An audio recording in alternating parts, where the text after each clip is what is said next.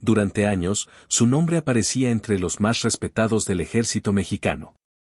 Condecoraciones, ascensos, fotografías en desfiles y reuniones diplomáticas. Era el tipo de hombre que hablaba poco y al que todos escuchaban. Un militar de carrera, símbolo de disciplina y lealtad institucional. Hasta que un operativo en la Ciudad de México lo despojó de ese título para convertirlo en el rostro de una de las traiciones más escandalosas dentro de las Fuerzas Armadas. La noche del 2 de octubre, la Secretaría de Seguridad Ciudadana, en coordinación con la Fiscalía General de la República y elementos del CNI, ejecutó una orden de cateo en una residencia ubicada en Lomas de Chapultepec. Lo que parecía un registro rutinario se convirtió en un golpe que sacudió los cimientos de la institución militar. Ahí, entre muros de mármol y electrodomésticos importados, se escondía una fortuna en efectivo, más de 12 millones de reales brasileños. El dinero no estaba en bóvedas ni maletas. Estaba dentro de un congelador industrial, envuelto en bolsas de vacío y oculto tras bandejas de hielo seco. El propietario de la casa, según confirmaron las autoridades horas después, era un general en activo con funciones de enlace logístico entre la Sedena y un grupo de contratistas privados.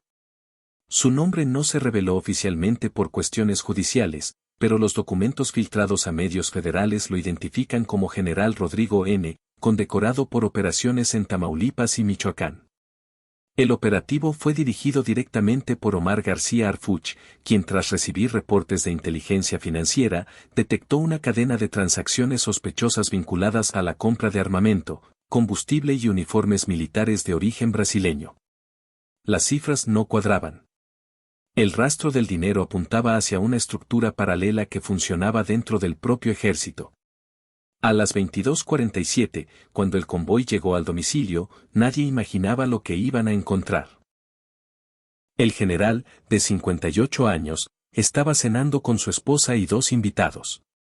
No hubo resistencia. Solo silencio. Una calma extraña, como la de quien entiende que su suerte ya está sellada. El hallazgo del dinero congelado desató una investigación inmediata sobre un presunto circuito de lavado internacional operado por intermediarios del cártel Jalisco Nueva Generación, utilizando contratos de importación militar como fachada. El general no traficaba armas. Vendía acceso. Y eso lo convertía en el eslabón más peligroso del sistema. Quédate, porque lo que estás a punto de escuchar no es un caso más de corrupción. Es la historia de cómo el poder militar, el dinero y el crimen organizado se cruzaron dentro de un mismo uniforme. Y de cómo Harfuch descubrió el precio del silencio institucional. Antes de ser noticia, Rodrigo N. era una leyenda silenciosa dentro de las Fuerzas Armadas. Graduado del heroico Colegio Militar, con más de 3 décadas de servicio, había comandado zonas de alto riesgo en el norte del país. Su nombre figuraba en los informes de combate contra células del crimen organizado en Nuevo Laredo, Reynosa y Apatzingán. Durante años fue el ejemplo de disciplina, un oficial que conocía cada reglamento y sabía cómo mover piezas dentro del sistema sin dejar rastros. Los archivos internos de la Sedena registran su ascenso meteórico. De capitán a teniente coronel en menos de 8 años, luego a general de brigada con mando regional. Sus superiores lo consideraban eficiente y reservado. Sus subordinados, en cambio, lo describían como un hombre hermético, casi inaccesible, con una obsesión por el control y la precisión. A simple vista, era el prototipo del militar perfecto. Pero debajo de esa rigidez se ocultaba una mente pragmática y calculadora, capaz de convertir su reputación en un escudo. Los primeros indicios de corrupción surgieron en 2023, cuando la Unidad de Inteligencia Financiera, UIF, detectó una transferencia inusual a una empresa con sede en Sao Paulo, Brasil. El pago, registrado bajo el concepto de equipamiento de uso táctico, ascendía a casi $4 millones. El problema no era el monto, sino el destino, la empresa no existía. Era una fachada construida para mover dinero desde México hacia cuentas offshore en el Caribe. Al principio, la UIF sospechó de un error administrativo. Pero al revisar los documentos, notaron que la autorización provenía de una oficina militar, la Dirección de Logística y Enlace Internacional, donde Rodrigo N. fungía como coordinador. El rastro lo vinculaba directamente. Sin embargo, por su rango, cualquier investigación debía pasar por los canales castrenses, lo que significaba una muralla de silencio. La Sedena manejó la situación con discreción. No hubo sanciones ni auditorías. El expediente se archivó temporalmente, mientras los movimientos financieros continuaban. Entre 2023 y 2025, se registraron 11 transferencias internacionales, siempre hacia cuentas vinculadas con empresas inexistentes. El monto total superaba los $40 millones. En ese punto, Omar García Harfuch entró en escena. Desde la Secretaría de Seguridad Ciudadana, había iniciado un proyecto de colaboración con inteligencia financiera para rastrear el flujo de dinero del CJNG. Las coincidencias eran imposibles de ignorar. Los depósitos que salían de las empresas del general coincidían con fechas y montos usados por el cártel para comprar armas en el extranjero. El hallazgo generó alarma en los niveles más altos del gabinete. No era la primera vez que un militar estaba bajo sospecha, pero sí la primera vez que la evidencia apuntaba a un general con acceso a información estratégica. Por protocolo, se notificó a la Fiscalía General de la República. Pero Harfuch decidió mantener la investigación bajo reserva total. Si esto se filtra antes de tiempo, no solo se nos cae el operativo. Se nos cae la confianza en toda la institución. Durante semanas, los analistas cruzaron datos, fechas y contactos. Los viajes del general a Brasil, Panamá y Colombia coincidían con movimientos financieros de empresas ligadas a la compraventa de material bélico. Su firma aparecía en documentos de importación y su pasaporte mostraba sellos que nunca fueron reportados en sus bitácoras oficiales. Era el retrato exacto de un oficial que había aprendido a operar en la sombra. Los rumores comenzaron a filtrarse dentro del ejército. Un hombre condecorado, acusado de vender secretos y contratos, era algo que la institución no podía admitir públicamente. Pero las pruebas eran contundentes. Y cuando la UIF confirmó que parte del dinero brasileño había regresado a México en forma de divisas refrigeradas para evitar detección térmica, la historia tomó un giro surrealista. El dinero que debía estar oculto en cuentas se encontraba literalmente congelado. A partir de ese hallazgo, Harfuch ordenó el despliegue del operativo Ceniza Fría, nombre clave para la investigación final. La orden era clara: vigilar, interceptar y capturar. Sin filtraciones, sin prensa, sin errores. El operativo Ceniza Fría nació de una sospecha, que el dinero del general no era un soborno aislado, sino parte de un mecanismo de lavado institucionalizado dentro del ejército. La Unidad de Inteligencia Financiera, el CNI y la Secretaría de Seguridad Ciudadana cruzaron información bancaria, contratos de importación y registros de movimientos aduanales. El resultado fue un rompecabezas inquietante. En el centro de todas las transacciones aparecía un código interno repetido en múltiples documentos, FR12. Al principio, se creyó que correspondía a un número de archivo. Después se descubrió que era una referencia oculta a un contenedor refrigerado que llegó al puerto de Veracruz en marzo de ese año. El manifiesto de carga declaraba alimentos congelados para consumo institucional. Pero las coordenadas de entrega no correspondían a ninguna base militar ni centro de acopio del gobierno. El destino era una bodega privada en la zona industrial de Vallejo, en la Ciudad de México. Desde ahí, la mercancía desapareció sin dejar rastro.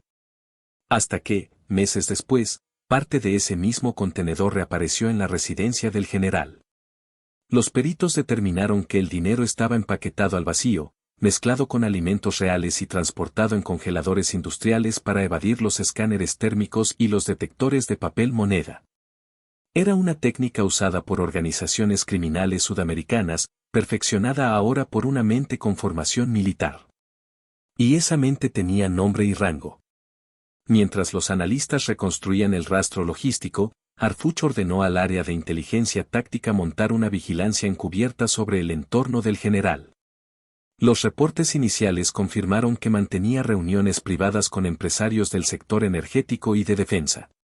Lo que parecía una red de proveedores resultó ser un sistema de triangulación, empresas fantasmas creadas para justificar contratos inflados y enviar sobornos disfrazados de consultorías técnicas. En una de esas empresas, registrada bajo el nombre Raxmar Holdings, apareció el vínculo clave. El director general era un ciudadano brasileño con residencia temporal en México, João Ferreira, es consultor de seguridad privada con antecedentes por evasión fiscal. Ferreira había ingresado al país al menos 14 veces en los últimos 2 años, siempre con motivo de negocios de defensa. Los registros migratorios lo ubicaban varias veces en el mismo vuelo que Rodrigo N. Esa coincidencia llevó a la Fiscalía Especializada en Delincuencia Organizada, FEMDO, a autorizar intervenciones de comunicaciones.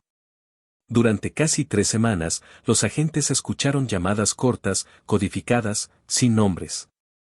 El general hablaba poco, pero cada palabra era una pieza. Una de las grabaciones reveló el punto exacto del cargamento. Voz firme, tono neutro. Que todo se guarde en frío, igual que antes. Esa frase fue suficiente para sellar la orden de cateo. A partir de entonces, todo el operativo se centró en un único objetivo: entrar, confiscar y detener. Harfuch no confió el caso a intermediarios. Instaló un pequeño cuarto de situación dentro de las oficinas de la SSC. En las paredes, mapas de la capital con marcadores de calor y rutas de acceso.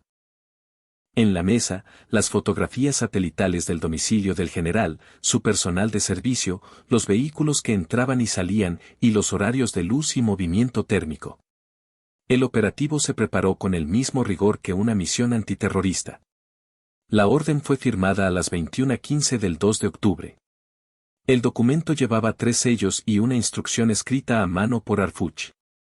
Sin ruido. Sin errores. Sin filtraciones. A las 22, los vehículos tácticos salieron del búnker de Benito Juárez. En paralelo, un grupo de la Policía de Investigación se desplegó en puntos clave de la zona para bloquear cualquier intento de fuga. Todo estaba calculado: los tiempos, las rutas y los segundos de irrupción. Mientras los agentes se acercaban a la residencia, los analistas del CNI monitoreaban en tiempo real las cámaras de seguridad del área. El general estaba en casa. Y el dinero también. En el registro digital del operativo, la bitácora marcó la frase que cambiaría la historia. Objetivo visual confirmado. Temperatura °C.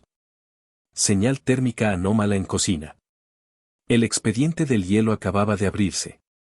Y con él, la puerta a la caída de uno de los hombres más poderosos del ejército mexicano. Eran las 22:46 horas del 2 de octubre cuando los vehículos tácticos se detuvieron a una cuadra de la residencia del general Rodrigo N. El aire olía a lluvia y tierra eléctrica, como si la ciudad presintiera lo que estaba por suceder. Desde los monitores del centro de mando, las cámaras mostraban el perímetro: 2 guardias en la entrada, un vigilante en la caseta lateral y el resto del personal dentro, ajeno a todo. El general estaba en su comedor, frente a una copa de vino y un plato servido. La orden llegó por radio, breve y cortante. Ejecutar fase 1. 5 segundos después, el silencio se rompió con un golpe seco. La puerta de acero cedió ante la embestida del ariete hidráulico. Los agentes ingresaron en formación, sin disparos, sin gritos. El operativo fue tan limpio que los vecinos no escucharon nada. En menos de 3 minutos, el inmueble estaba bajo control. El general no opuso resistencia. Solo levantó la vista, observó a los hombres uniformados y dijo con voz neutra: ¿Quién lo autorizó? La respuesta llegó desde el pasillo. Omar García Harfuch avanzó entre los agentes, portando chaleco táctico y guantes negros. Yo. Esa fue toda la conversación antes del silencio. El cateo comenzó por los dormitorios y oficinas. Los peritos revisaron cajones, escritorios y bóvedas. Todo parecía en orden, hasta que uno de los agentes de la Unidad de Delitos Financieros detectó una señal de calor anómala proveniente de la cocina. A simple vista, solo había un refrigerador de acero inoxidable, imponente, como los usados en cocinas industriales. El termómetro marcaba -12°C, pero la lectura térmica indicaba una segunda capa de temperatura detrás de la pared interna. «Hay algo más adentro», dijo el técnico. Harfuch se acercó y ordenó desmontar el panel. Detrás de la lámina, ocultos bajo una estructura de aluminio, aparecieron paquetes envueltos en plástico transparente, perfectamente alineados, cada uno con una etiqueta en portugués. Eran fajos de billetes brasileños, reales. El contador marcó más de 12 millones. El hallazgo fue tan inusual que los agentes guardaron silencio. Solo se escuchaba el zumbido del compresor del congelador, como un latido mecánico. Harfuch observó los paquetes congelados y murmuró para sí. Ni el hielo los purifica. El general fue esposado sin violencia. Sus manos no temblaron. No pidió abogados ni explicó nada. Solo pronunció una frase mientras lo escoltaban. A veces, el uniforme pesa más que la conciencia. En la bitácora oficial, la descripción del decomiso fue meticulosa. Residencia de 2 niveles. 12 millones de reales brasileños. 7 relojes de colección, 4 armas cortas, documentación financiera y 3 dispositivos encriptados. Mientras tanto, en el centro de mando, la señal satelital confirmaba que la operación había concluido. Sin bajas, sin resistencia, sin filtraciones. Era el tipo de misión que se planea una sola vez y se ejecuta con precisión quirúrgica. A las 23:38, los paquetes fueron trasladados en contenedores térmicos hacia la sede de la FGR, bajo custodia de la Guardia Nacional. El general permaneció dentro del vehículo, mirando por la ventana a la ciudad iluminada. No hablaba. Su rostro, impasible, parecía más el de un testigo que el de un culpable. Ya en las oficinas de la SSC, Harfuch revisó los reportes. Sobre la mesa estaban las fotografías del congelador y las transferencias internacionales. Cada papel confirmaba que el dinero provenía de una red de sobornos vinculada con empresas fachada en Brasil y Panamá. La estructura servía como canal de inversión para un grupo financiero asociado a células del CJNG, que usaban la fachada de asesorías logísticas para mover dinero del narcotráfico a contratos gubernamentales. El general no era un aliado menor. Era el enlace entre el crimen y el Estado.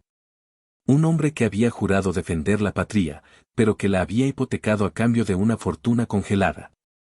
Cuando Harfuch firmó el informe preliminar, escribió una sola nota al pie del documento. El enemigo con uniforme es siempre el más difícil de reconocer. Esa madrugada, el expediente cambió de nombre. Dejó de llamarse Ceniza Fría para convertirse en Operación Invierno. El caso, a partir de ese momento, pasaría a formar parte de los archivos clasificados del Estado mexicano. El amanecer del 3 de octubre llegó con un silencio extraño sobre los cuarteles militares. En los noticieros, las imágenes del operativo comenzaron a circular lentamente, acompañadas por una frase que se repetía en todos los encabezados. Caído un general en activo acusado de vínculos con el crimen organizado.